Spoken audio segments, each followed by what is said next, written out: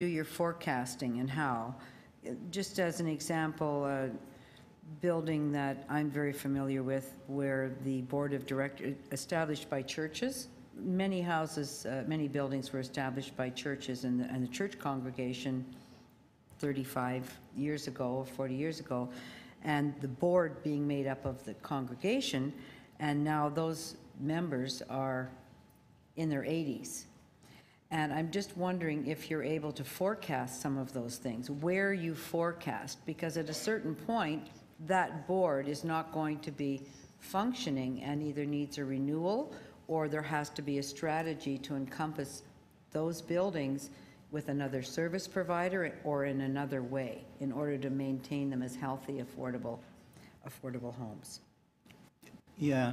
So I guess the way I'd respond to that is I don't think we do that in a formulaic way, but the relationship that a social housing consultant has with the portfolio of providers, it's an ongoing, it's a day-to-day relationship, and that would be the sort of thing that I and Rob would expect a social housing consultant to pick up on. You know, the board's going to disappear or retire.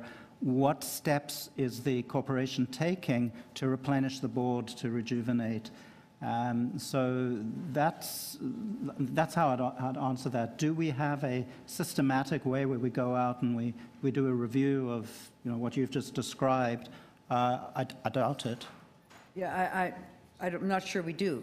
But just you said you could undertake getting us that information just to start, whether it's as a report or simply to the members. That would include, here's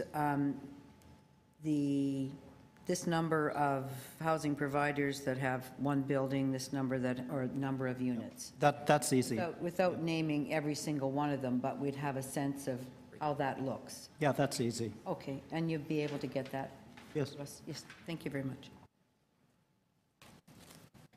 Thank you, Councillor Fletcher. Any other questions for staff other than myself? Councillor Mahevik?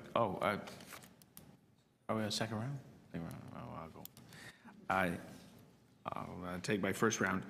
So when it comes to the federal funding envelope, these operating agreements are expiring, and I just want to understand, we're talking about 16,500 units in whole or in part that get federal funding. Is that?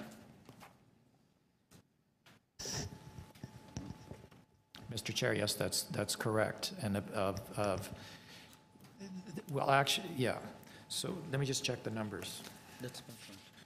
And it's about right. Secondly, what is the timeline for the expiry of these